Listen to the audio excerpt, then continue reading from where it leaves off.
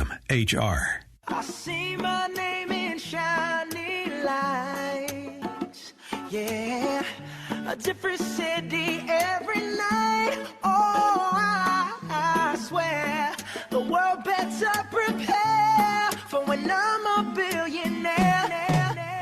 It's time to get down to business on the weekend's #1 business program.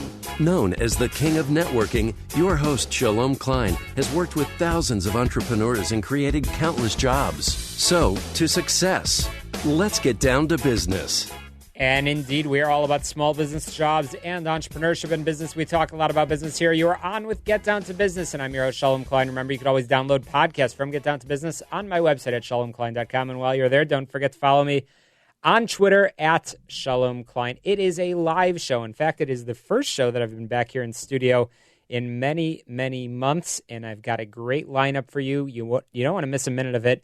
Welcome to Get Down to Business. My very first guest is actually another first, the very first Latina president of the National Association of Women Business Owners, commonly known as NABO Chicago.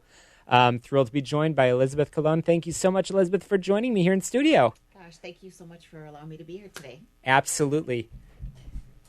It's great to have you, and I know you have been setting records and setting trends beyond just becoming the president, the first Latino president of NABO Chicago.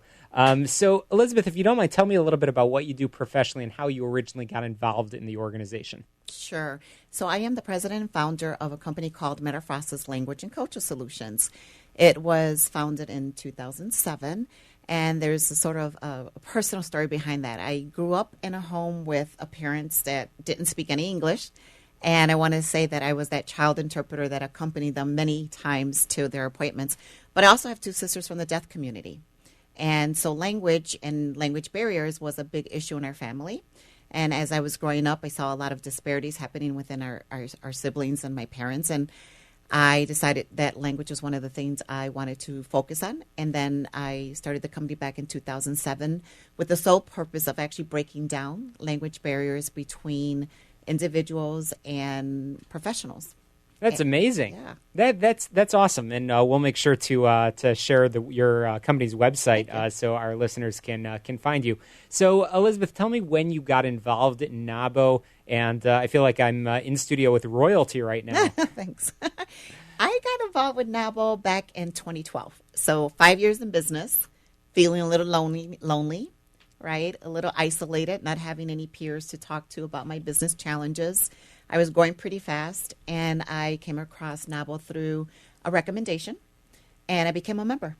And I will honestly tell you that initially I felt that I didn't fit in, and I didn't see people who looked like me, and I didn't know how to engage with the other women business owners. But I was a positive thinker. I went back. That's just a story. I went back and started networking and getting a little bit more involved. And the rest is history. I became a board member in 2015 and was on the board for 2 years. And then I sat on the board last year as president-elect. And then this year I am the first Latina president in Chicago history. And we're going to talk about NABO in just a moment. But Elizabeth, I love to sort of get to know the person behind the microphone. Tell us a little bit about your family and sort of what led to you becoming the entrepreneur success story that you are. And, of course, stepping into leadership roles at NABO. Tell us a little bit about your family. My parents are originally from Puerto Rico, and they migrated to first New York, which a lot of individuals from Puerto Rico tend to do. And then they came to Chicago, and that's where many of us were born. My father was in manufacturing. My mother was the homemaker. However, my dad, after injuring, I believe, his back, he decided to open a local mom and pop grocery store. And after school, we were required to work in the store. So at 8, 9 years old, instead of being outside playing with our friends, we were actually little cashiers selling penny candies at the day. I remember those days selling penny candies. I don't know if that was the bug. I just know that I was working in a nonprofit for many years. And after 7 years, I felt that I couldn't do anymore. But what I learned there was that I actually took a nonprofit organization that was making $200,000 a year to over $3 million. Wow. And right there, I was like, I could do, I'm an entrepreneur. And so maybe the fact of kind of working in the store kind of made me realize that I could do this. And I have 5 siblings. I have 4 sisters and 1 brother, as I mentioned, 2 who are deaf. And we grew up in the Chicagoland area our entire life. I lived temporarily in Puerto Rico, but then we came back and relocated here. I am the mother of 2 beautiful boys. I have a 27-year-old pilot and a 16-year-old basketball player who's we've been traveling with his basketball team currently. And I've been married for 10 years to my friend of 20 years.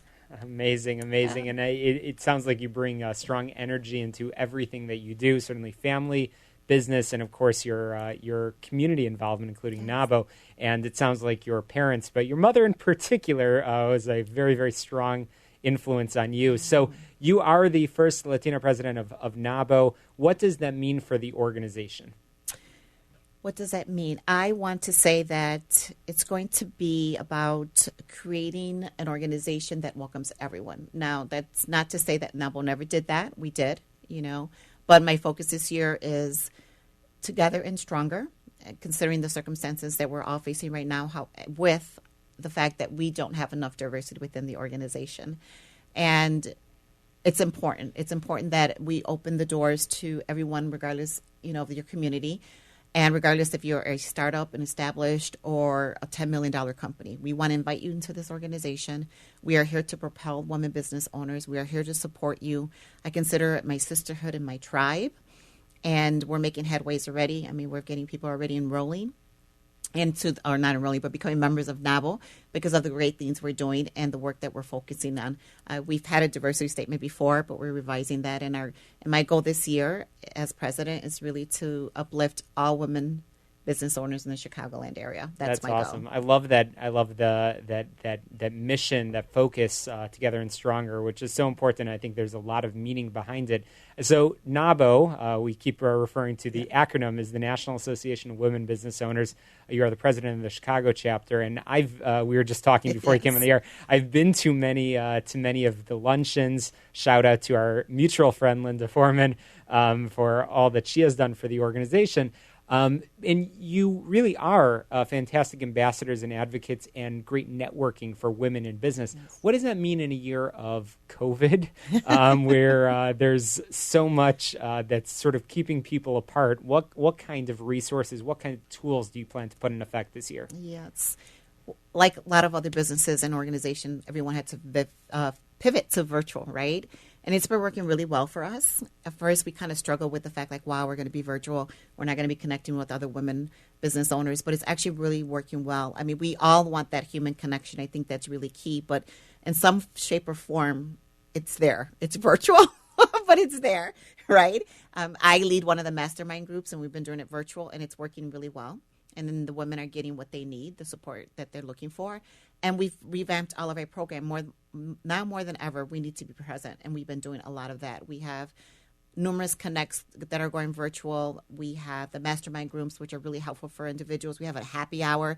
So we have an amazing member. Her name is Marcy Fornow, and she creates these little fun games, and we're getting to know each other and so forth. And, and we're also actually creating this member experience, which is picking up the phone and calling our members and actually just asking them, how are they doing? How is it during this time? And, some are saying, I'm struggling, I'm having a hard time. Others are growing their business because they reinvented themselves. But the one common thread among a lot of the women was I'm so glad that somebody reached out to me and to just simply see how I'm doing. Which really ties into that theme of together and stronger. Absolutely. Because right now we have a lot going on between COVID, many of the racial issues, and it's so important to have a strong NABO, a strong women advocacy, a strong women business organization. So congratulations on your election as president, and congratulations on all that NABO has accomplished, and no doubt will continue to accomplish. I say this in every conversation. 2020 will not be a year that's written off. No. 2020 will be a year of growth, and I'm certain that the organization is in good hands. So Elizabeth Colon, again, the first Latina president of NABO, Chicago, and amazing entrepreneur success story.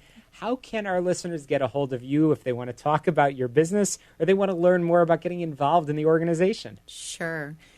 I have a really lengthy email address, but it's www.metaprocesslcs.com, or they can call me at 815-464-1423. Or, of course, Google Elizabeth Colon, and you can connect through That LinkedIn too. and all that good stuff. We want to make it as easy as possible. Let's share that phone number one more time, though. 815-464-1423. Fantastic. Well, Elizabeth, thank you so much for joining me here in studio. Thank you for all of the important work that you're doing. Please come back and share some of the stories, some of the programs that you're involved in, and we will definitely be happy to amplify that message here on Get Down to Business. Absolutely. And I didn't share really quickly, we are in the #1 chapter in the U.S., NABO is, so that's really great. We're growing. We're growing. Lots of growth. Check out NABO. Just Google NABO Chicago. Check out all the social media links. We are going to squeeze in a very quick break, but when we come back, I'll be joined by Tom Mirabali, health insurance guru and expert. You're listening to the show all about small business jobs and entrepreneurship. Chicago, don't touch that dial. We will be right back. Sean Hannity explains